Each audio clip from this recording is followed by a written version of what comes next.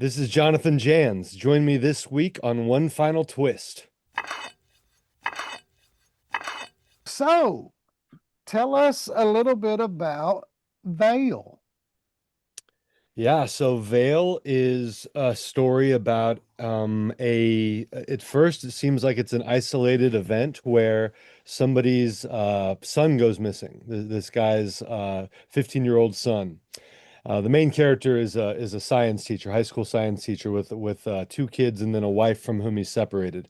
But in the opening scene, his son goes missing and just seems to disappear into thin air. And then he begins to realize that this is a more widespread phenomenon.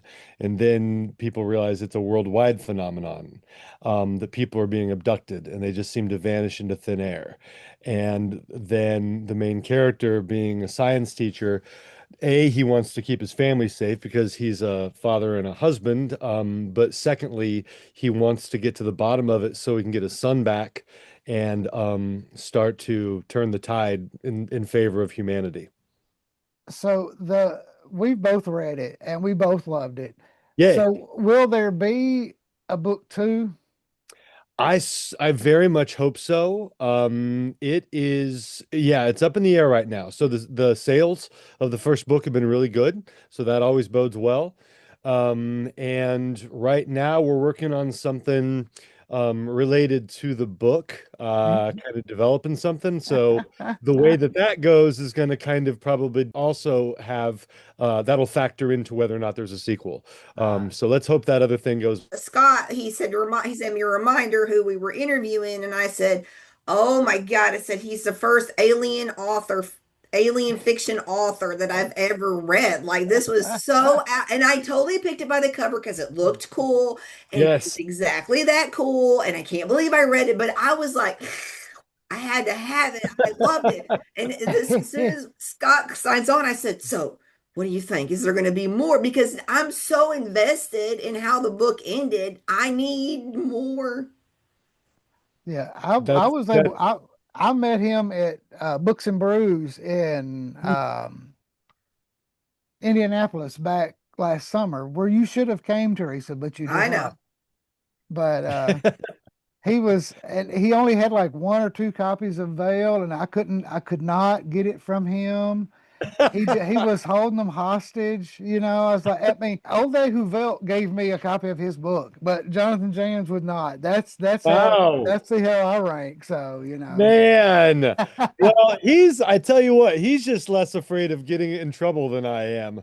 I'm I'm a teacher, so I know. So I don't want to set a bad example for my kids and get, What do you teach? Since your character wasn't named John, is John? Yeah, John Calhoun. Does yeah. he teaches science? Is that what you teach? I teach English and film literature Ah, and creative writing. So ah. I'm not nearly as bright at science as he is. That's definitely not my area. so do you ever use any of your students or past students as characters or inspiration? I think, like what happens is that you just kind of, yeah, pause for a second. That's okay. Oh, I think what happens is all this input, goes into your mind, and so maybe subconsciously little pieces of kids that I've taught, because I've taught, this is my 30th year of teaching. oh wow. So I've had a lot of kids and I've coached a lot of sports. So I bet I'm approaching like over 10, close to 10,000 kids by now Yeah. between sports and teaching. So I've had quite a few. So yeah, I'm sure like little bits and pieces. I don't do it consciously, just because I don't want to make anybody feel weird or whatever. But I'm sure that they make an impact on you and Yeah. they influence you or they stick in your memories. So I'm sure that there have been some of my former students show up in different ways. So when you wrote Veil, how long did it take you from the time that the idea came into your head until it was published? How long did it take for you to do that? It's a great question. I think I started it in November of 22, and I think I finished it like at the end of 23. So 13, 14 months, something like that, I Yeah. think. Okay. and I always have several projects going on. And yeah, so I was working on other things in that time too. Okay. But yeah, I remember the impetus of Vale was I was with my youngest daughter at Aldi grocery store, and we were walking in, and this man was walking out, and for no reason at all, I think he just put his cart back, and for no reason, and I have no idea where that image came from. People probably think I'm weird and twisted to imagine such a thing, but it just came to me. And so it was such a striking image and so out of the ordinary that I think I got a little obsessed with it and started to wonder, okay, what would do that when he disappeared? Where would he go? Why would something do that? Why would something abduct him? And then the alien story grew out of that. So what did you like? What made you choose these? It's kind of like a horror sci-fi. Like you have a genre mashup. So what made you choose that to write about? Yeah, it grew pretty organically. I'm a big fan of everything. Like I watch everything, I read everything, and I think that some influences on me, like Aliens, the from 1985 or 86. I think that that movie, like certain movies just continually show up in my work. I'm sure the same way with certain books, like Stephen King's It, like that, there are a lot of echoes of that in my work too. But yeah, I think I loved Aliens. And then the other movies and books in that space, that sci-fi horror space, are really, really interesting. I think like Quiet Place was interesting, Bird Box was interesting, and Annihilation was kind of in that sci-fi horror area. The Thing is, that really imprinted itself on me. So I think all of those kind of informed this book. And this book, I mean, it was obviously in my imagination, but I can see the influences of all those books in this story and all those movies in this story. But it kind of grew organically. Like I didn't set out to write a sci-fi horror book, but it's my first one. I'd never written one before. So it was a lot of fun. And it came very naturally to me. I think just because I've always been a fan of sci-fi as well as horror. Yeah. Do you like the freedom that mashup gives you rather than like if you wrote historical fiction, you would have to be dead on, or if you wrote something current, you'd have to be dead on, but you don't really have to be dead on here. You're right. You're right. I think that, yeah, I think that it's funny, like the blanket term for like sci-fi, horror, fantasy, all that stuff, that you sometimes hear applied as speculative fiction. And I think that that really speaks to what you're talking about because it's all speculation. Like, who's going to tell me that aliens couldn't come up with a way to be invisible, right? Like, it's all speculative, it's all imaginative. And so, like you said, that does give a writer a lot of leeway. Like, obviously, I had to research it. I had to make sure the scientific theories aligned with what we know about science and about the rules. But at the same time, as you're alluding to, I got to really kind of let my imagination run wild. And what I often did was I would imagine something. Then I know people a lot smarter than me in science. That really helps. So I have a science teacher friend. I have a few, but one specifically, her name is Andy Smith.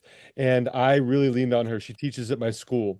And I would just ask her, okay, so this is what I've written. Does it work? And she'd say, well, this part works. This part, I think you're going to have trouble with. This could happen rather than this. And then I'd try to, like, find a way to make it work as well as possible. But most of the time, she's pretty open-minded. So most of the time, she could find like a scientific rationale for something where I wasn't too far outside the bounds of what could potentially be possible. Yeah. It was fun. It's fun. Like it's so much fun. That's one thing as a writer, like you get to talk to so many intelligent people and they're so enthusiastic about their areas. Mhm. It's like they get so fired up about their specific subject areas. For the one I wrote this past summer, I have a friend, and this sounds like, I think this is like, it's like a meme, like everybody says this, but I have a friend who's a rocket scientist. He actually is a rocket scientist. And he owns his own company that like they engineer or that they create like different types of propulsion and fuel, and they work with NASA and other government agencies. So I used him because I wanted to create the most sophisticated and futuristic high-speed train that's ever been built. Like this science doesn't exist yet, but like I wanted him to help me develop it. So he came to my classroom and he used my whiteboard and like he's drawing all these diagrams and talking about what kind of fuel could be used, like in his experience, and then how this could be powered, how we could go 500 miles per hour, what kind of like, safety features would this have, what kind of futuristic. So it was just so fun because like for him it was fun. Like for me, it's like research, it's work, right? Because I'm creating something, I'm writing something. But for him, it was just a blast. It was just so fun to watch this guy who's so much smarter than me talking about like rocket fuel and nuclear power and all this stuff. It's just such an honor as a writer to get to witness people doing that. So when you wrote Vale, did you plot it out or what did you just start writing and say, here we go? That. Yep, that latter one. Yeah, I'm not a plotter for the most part. I'm they call him a pantser. I Yeah. write by the seat of my pants, but I yeah, and it always seems to work out pretty well. And of course I would feel that way because they're my books, right? But I do feel like because I don't know, you talked about it, Teresa, a little while ago, how the book ends there's closure, but it's kind of open-ended too, right? Like Mhm. it clearly leaves room for a sequel. And I didn't plan that. Like I didn't know how it was going to end until I got to the ending. And when I got to the ending, and this is going to sound really like cheesy and self-serving, but I was crying. I was crying when I wrote the ending. I cried when I edited it because I didn't know that that was going to happen. And it just like it still like when I think about that ending, it tears me up. And for that reason, more than anything, I want to continue the book. I want to continue the story Yeah. because I want to see what happens next. Because people keep saying justice for this character, and you both know what character that people are alluding to. I want justice for that character too, and I want to know what happens to that character. So, yeah, so I don't plan it out, and then that in this case, it ended up with an open-ended ending. It's kind of cool to hear you say that because you don't see an emotional connection in horror normally. I'll say that normally. I am finding that anything horror is, I guess there are misconceptions about horror. Sure. And so, like, it's not just a slasher. It's not just the final girl. It's not like a jump scare. There's so many things, more things to be afraid of. And so, when you do have like this book, you find yourself connected to the characters. I can see that you were upset because I was like, well, There, there, there is definitely a emotional connection to these characters. I mean, it's quite obvious, and yeah, we do need some justice. But during you mentioned a little bit earlier, we'll move on just a little bit. You mentioned earlier about doing your research and you talked to your teacher friends and other experts in fields. Is there anything that you have discovered during your research that was a surprise? Oh my goodness, yes. So many things. So many so the book I'm editing right now, it's due to my it's this, so I just did a 3 book deal. It was just announced recently for Marla, The Stars Have Left the Skies, and then Panopticon, the 3 books. But the second book in the deal is Stars Have Left the Skies.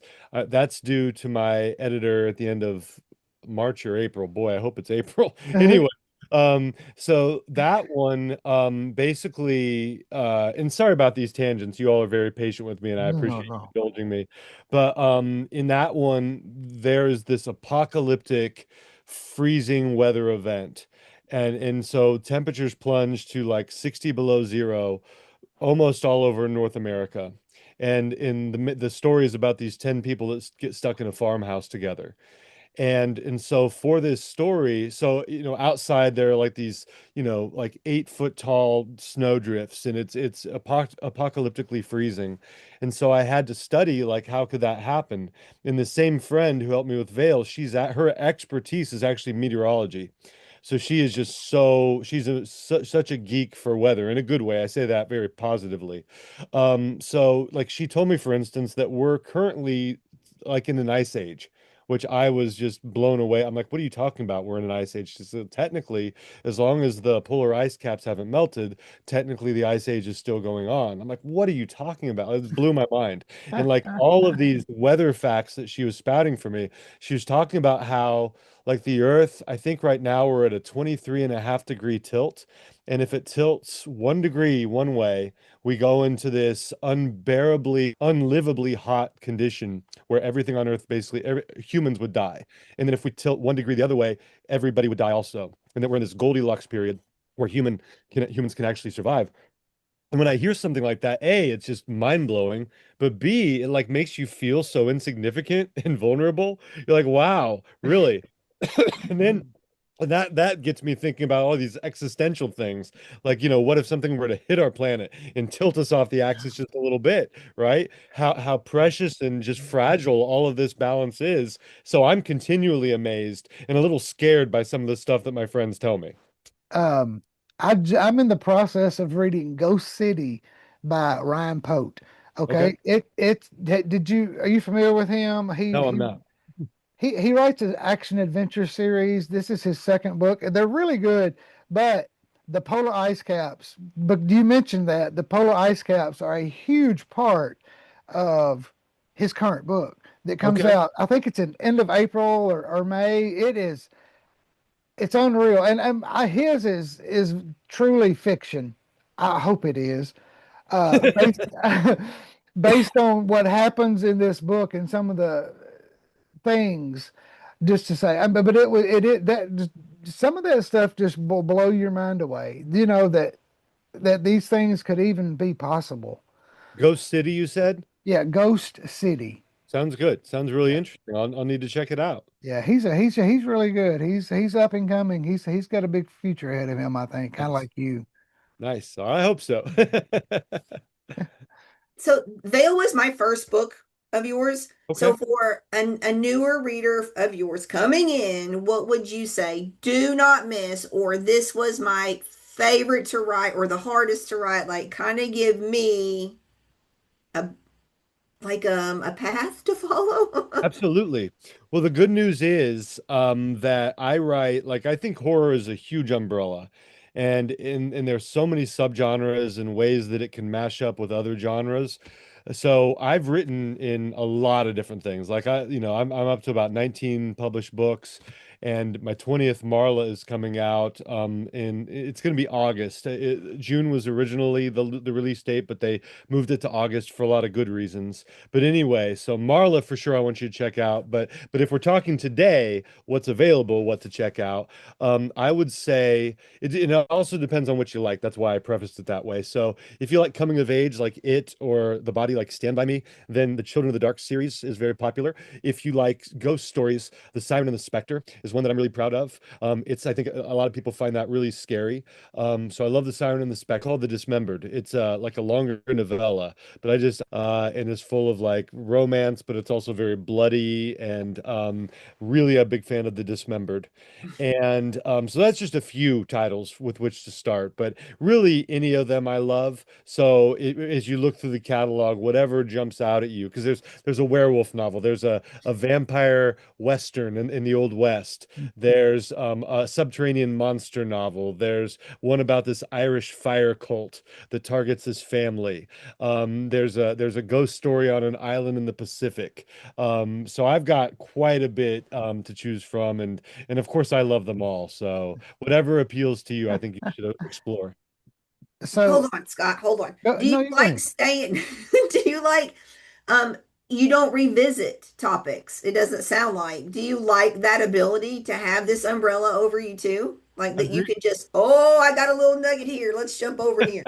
I really do. I'm the least strategic writer I've ever met, along with my friend Josh Mallerman. Like we talk about this a lot. Like we are not business people, we're not salespeople, we're not strategic business people. Like we're never going to be the type of people that like we find a formula and then we just hit that again and again and again because we found something that sells. We like just get excited, and for both of us, it's just this kind of magic. It's like so fun, and we get inspired and we just go into that magical world and we write, and it's just like it feels very pure and honest. And I'm not saying that other people who write differently family are not pure or honest or whatever. But for us, it just feels like the way it should be. Like it just feels like we're storytelling. It feels like we're around a campfire. And in that way, I just know that there's never going to be any like feeling of calculation or cynicism in what I write. There's always going to be that sense of wonder. And I'd rather, I mean, I want to make money, obviously, but I'd rather make slightly less money and really feel good about what I put out there versus maybe making more money with the formula. Talked about Marla. Now I was looking back at your bibliography. Marla's been, was it previously published It was. Do you mind if I go by grab? Can I go like 10 feet away and grab it? sure, go ahead. Go ahead. 'Cause I love it. And when I'm gone, you can see Vale right there. Yeah. Uh, Let me grab Marla really fast here and see. I'm literally going to NetGalley to see if I can get it. I don't think it's on there yet. Is it not? Uh-uh. So it's almost there. It's going to be there very soon. There's the original hardcover about which you're talking, the Oh limited, wow.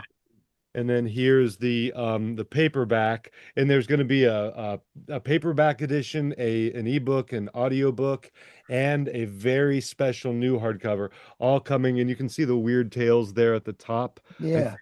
the Weird Tales Presents. So they were very, I think, wise to keep this cover because I think this cover is just so strike. Every time I walk by it, it scares me.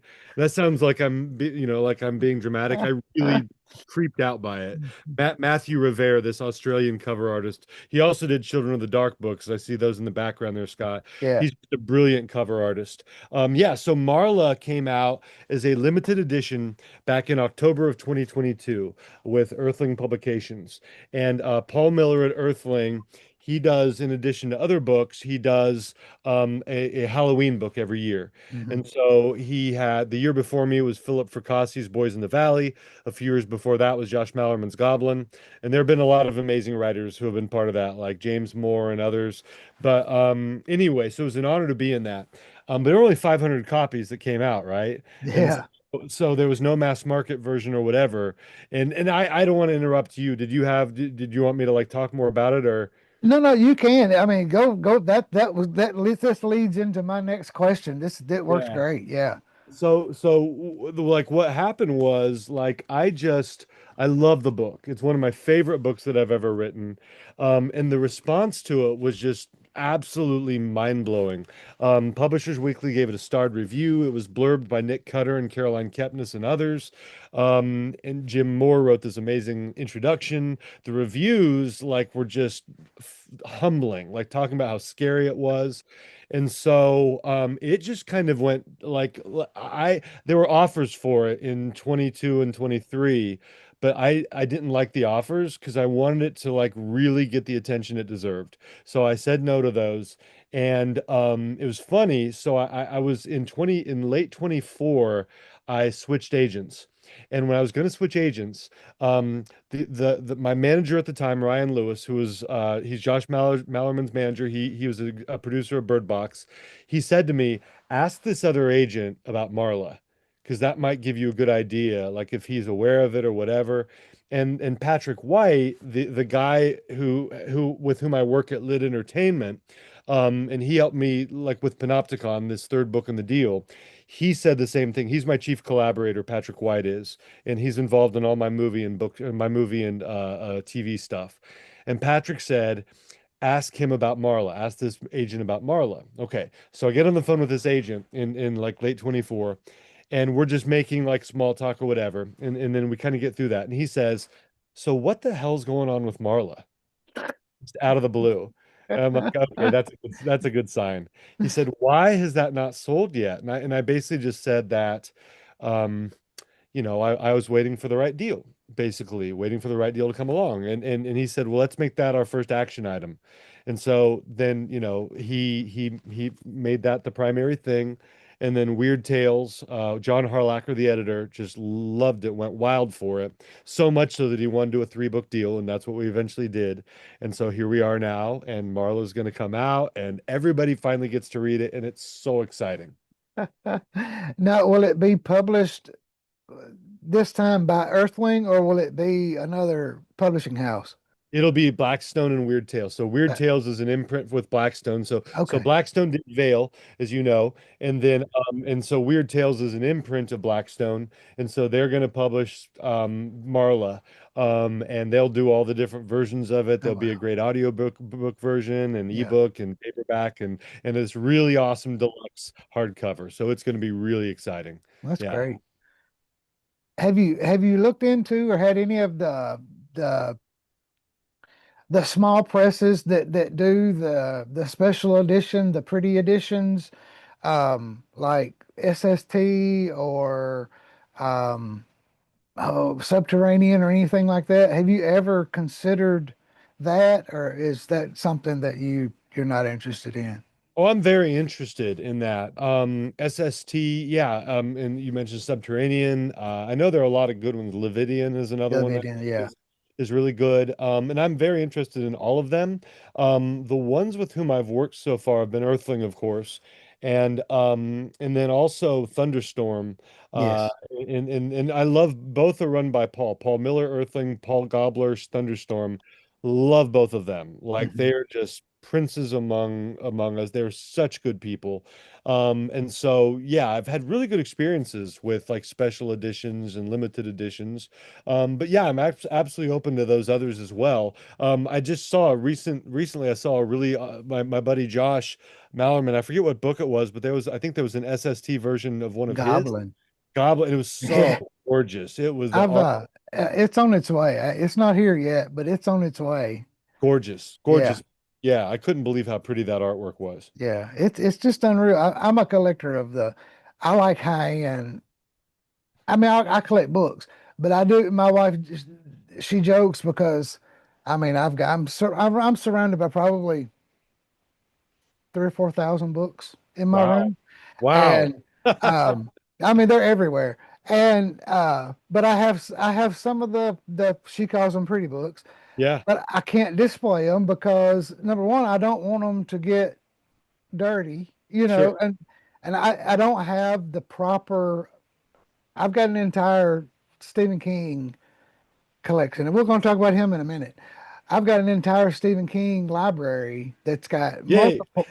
multiple uh, special editions and all that.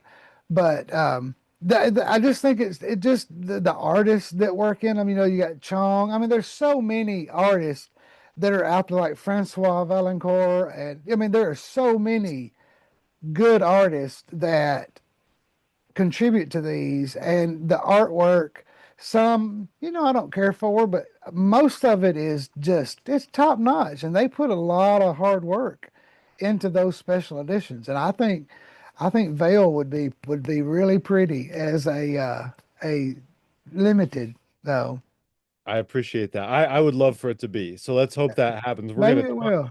We're going to talk that into existence. That's And right. also, I think Teresa, you mentioned the artwork of this version. This is Candace Edwards. I want to make sure I shout her out because she just killed it with this cover. And this cover like came about. There were like so many versions over a period of a month. So she was not only really creative and skilled, she was super patient with me in like trying to go through all these iterations and coming to this. But I agree with you. And you mentioned some of those artists. Are either of you going to King Con in October or no? No, I'd like to, and I saw where you went last year. And are you going this year? Yeah, I'm gonna be there this year. Yeah, Yeah, the yeah, wife and I are kind of tossing it around. I yeah. don't care for flying because, like, we went to BoulderCon in New Orleans this year. Sure. I brought back 300 plus books.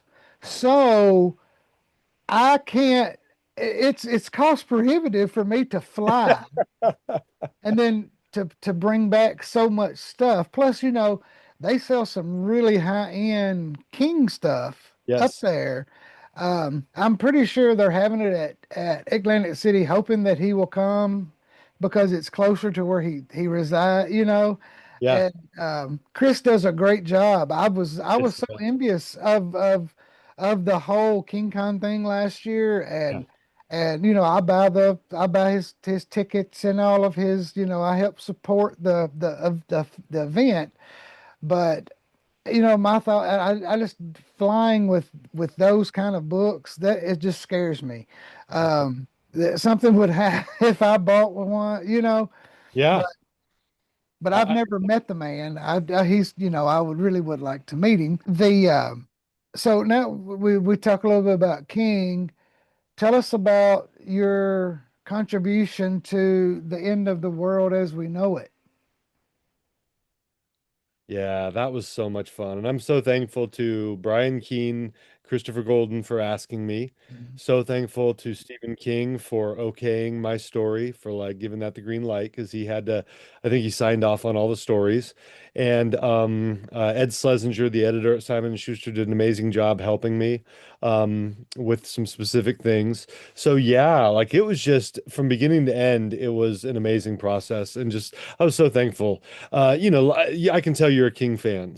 Yeah, So oh yeah, he's been yeah, more than anybody whom I've never met. So I've never met him, yeah, but he's influenced me more than anybody else yeah. that I haven't met in my life. And I would just love to meet him someday, just like you, just to thank him, just to thank him. I'd probably embarrass myself and I'd probably embarrass him, but I just want to thank him. He Yeah. changed my life. I mean, Um, yeah. in high school, I graduated in 1990, so giving my age away a little bit. Back then it was called advanced English. Now it's called, I don't know, it's college bound or whatever. But I did my senior research paper on The Shining. Ooh. Of course, nowadays you couldn't.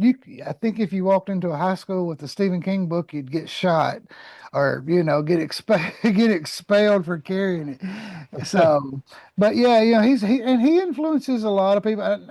I don't always agree with what he says politically. He's kind of a loose cannon every once in a while. He makes some good points, but I don't pay that much attention to some of that because I am a fan of his work. I've always enjoyed everything he's wrote. From horror to the crime fiction. I'm a big fan of Holly. So, are you going to be a part of the Shining collection that was they're getting together? I don't know if they've too much has been talked about. Yeah, I'm not gonna actually be in that one, which is totally cool. Because I got to be in the Stand anthology, and that was such a blast and an honor. And Yeah, so, yeah, and Jamie Flanagan, I know, has done a really good job of like, getting authors, and that table of contents looks amazing. Just like the last one looked amazing, this one looks yeah, amazing too. So I'm sure it's going to be killer. I'm sure it's going to be just fantastic. And the reasons why I brought up King Kong, by the way, was because the authors that you mentioned are both, well, they were both at least Francois was at the last one. yeah, And so, I mean, and I really appreciate, by the way, I just appreciate that you talked about Chris Webster and then Jackie, the people who are involved in King Kong. I love that they make the artists like a big part of it yes, because artists like and especially with like AI and all this stuff today, I just think it's so important to support artists, to support cover artists because I think they're the first ones to get replaced. They're the first ones to not get paid. Like usually the authors get paid before artists do. hmm And I don't mean that with any of the publishers we've talked about, but I just mean in the business in general. If yeah, somebody gets shafted, it's often the cover artist. yes, And as we all know, like a cover can really sell a book. Like I've hmm seen books just become hits because of the cover. Books hmm that aren't even that great, I've seen really be successful because the cover is amazing. yeah. So, the cover artist is sometimes the MVP that props up the author. So, yeah, But yeah, I do agree. And we may go. My wife and I, we may pop up there. I don't, it's because she wanted to go last year to Las yeah, Vegas, and it slipped up on us before I realized that well, he sold out last sure. year. But we may pop up there in I think it's October this year or September. I can't remember exactly when. October, I think. Yeah, late October in Atlantic City. Yep. Yeah. What does success mean to you as Mm. a writer? I think you're the first person to ask me that question. That is a great question. That's a wonderful question. I think, okay, so on a literal, tangible level, I would like to eventually, like not now, because I love teaching right now, and I love doing both jobs. Eventually, down the road, I would love to be able to write full time. So that's a tangible answer, like and I think that's one of the kinds of things you're probably wondering about, like what would that actually look like? So eventually I'd like to do that full time. Not yet, because I love teaching, and B, my youngest daughter is only a freshman in high school, and I want to at least see her Yeah. through her senior year. And it's a really special thing to get to teach where my kids go to school. Like I've had all my own children in class.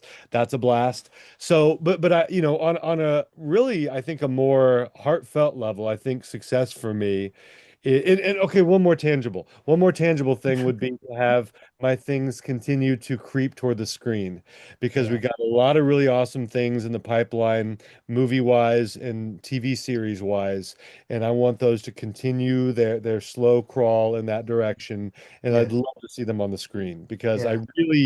I only write something if I can see it and experience Hmm. cinematically. And so I'd love to, because I feel like Veil, I feel is a very cinematic. I know I'm biased, but I feel like it's a very cinematic book, and I'd love to see Yes.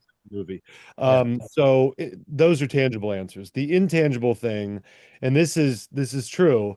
I just love so much when something that you write connects to somebody, and in some way you can tell they've internalized it and appreciated it, or they've been entertained by it, or they've been moved by it, or they've been angered by it. Like there are people at the end of Vale who, I totally get this, they're really like, what, you got to be kidding me, that's how you're stopping the book, and you're not gonna, and I love that because that shows that they're invested, that Hmm. shows that they're into it.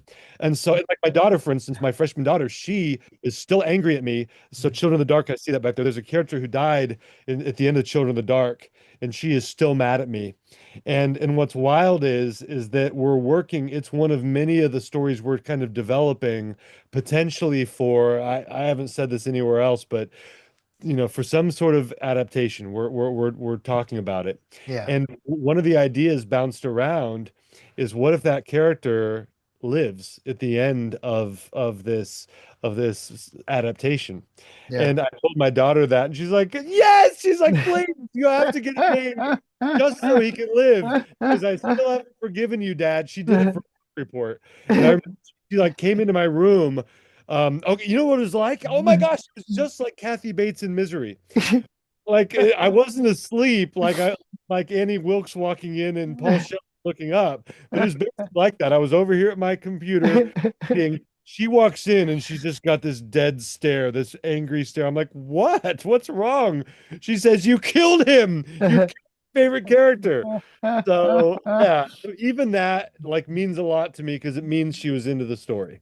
Yeah. So, what do you think is the most underrated author or book that's out there now that Mm. should be read more and talked about? Yeah, absolutely. There's a writer that I love named Faye Snowden, Snowden, and her first name is Faye, Faye, and she has written. I haven't read the third book yet, but she wrote these books called A Killing Fire and A Killing Rain, and now there's a third book coming in April, I believe, late April. And it's the third book in the trilogy. And the first two books are just, I really love it. Like, I love anything if it's done well, like, whatever. Like, I can love, any kind of story. But the thing about her is that she really puts me in this, it's got kind of this Southern Gothic Mhm. vibe. And that's one that just really kind of speaks to me. There's a book called The Elementals by Michael McDowell. Mhm. I love that book because it just put me in this place. It put me in this. Tananarive Due did that with the Reformatory and Ghost Summer also. So I just love the Southern Gothic kind of feeling.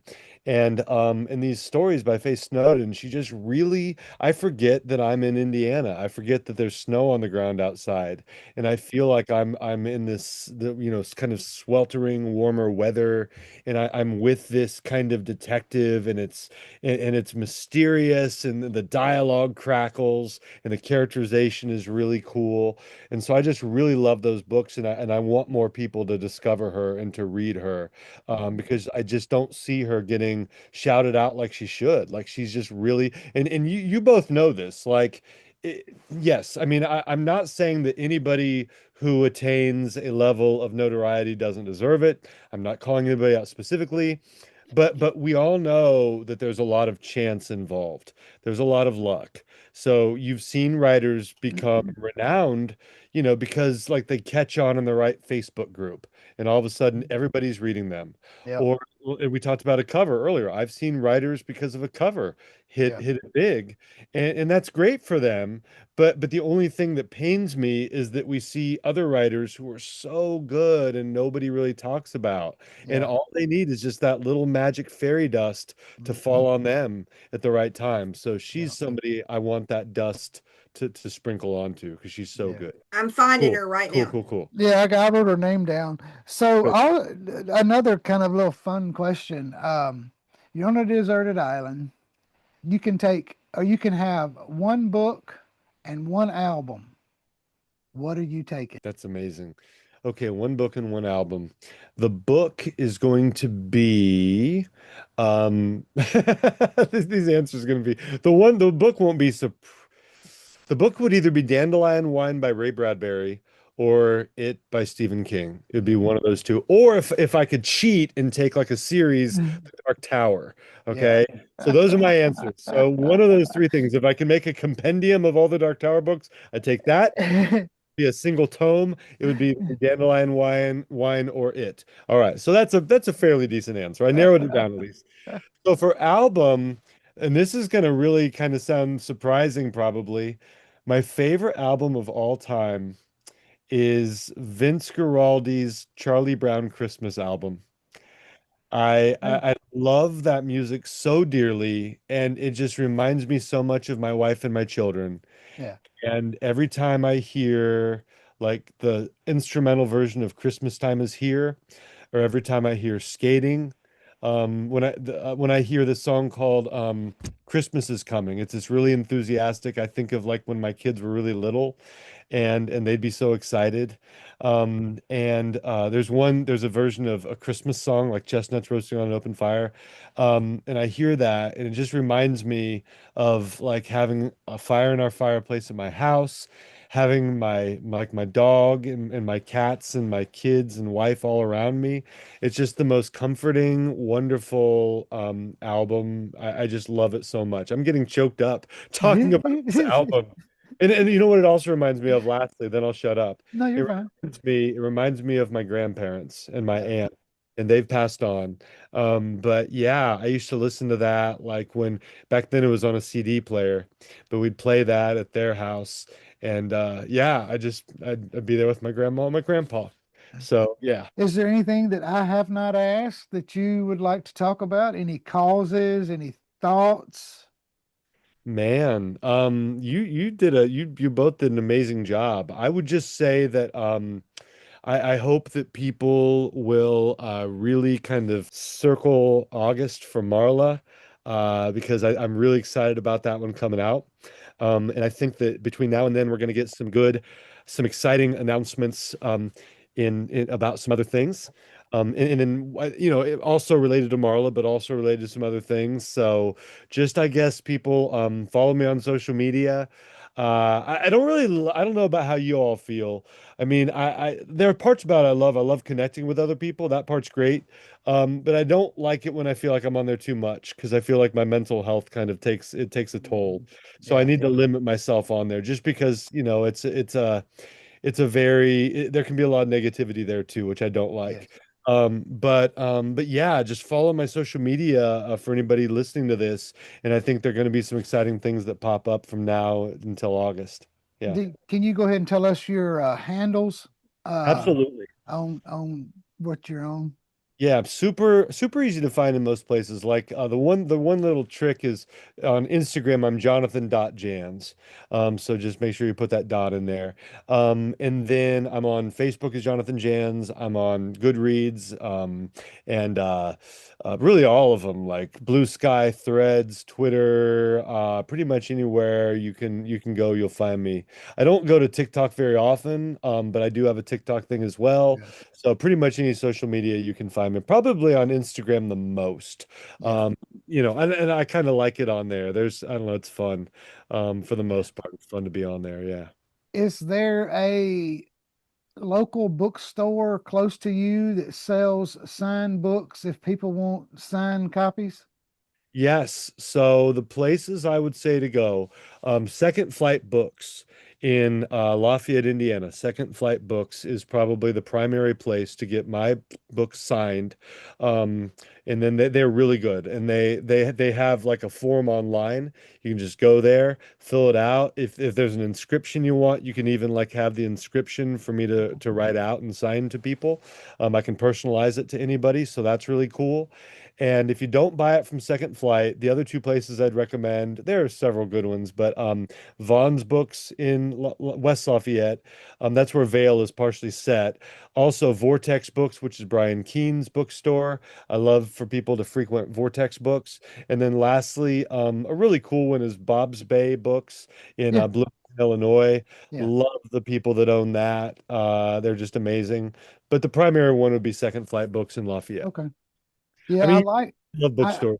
when you did your social media tour of sites of Vale in when you did it last summer for the you showed all the donut shop and a couple other places. Yeah. I thought that was pretty cool that Oh, you did good. that. I'm so glad that So you like that. Okay, so yeah, I'll do that. We'll do that again for Marla because I sometimes you just don't know. Like it seemed to be getting a lot of like attention, but you don't know if you're like, am I being annoying by posting these or something? So it's good to hear that you were yeah. not annoyed by it, that it was at least somewhat interesting. That's Oh good to hear. yeah, yeah. I mean, I don't know if you talk about Southern literature. I don't know if you've read Midnight in the Garden of Good and Evil.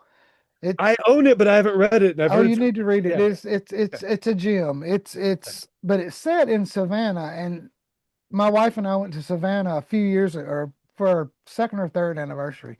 And that book is basically a walking tour guide Really. of all. I mean, and it's really neat when you can actually visualize the cemetery, the specific grave that's being talked about, and the house that the book takes place in. I mean, it's just really neat when you can actually connect with that kind That's of all. thing, you know. That's awesome. Yeah. I feel that way too. Like I would love to go to Maine. I'm sure a lot of people do Oh this. yeah. I'd love to see some of these haunts, these places that Stephen King talks about. That would Yeah. be so cool. Yeah. Well, there's all kind of tours up there that go to the cemetery, and of course everybody knows where his house is, even though it's not his house anymore. He doesn't live in it, it's his, but Sure. um yeah, with the weird gargoyles on the thing. He's opened that up to be a writer's retreat. And they're I've gonna heard do something about That's awesome. yeah, Alma Katsu shared it the other day. Of course, I'm not a writer, so I didn't really read it, but I thought that was interesting that he's kind of giving that back, giving back a little bit.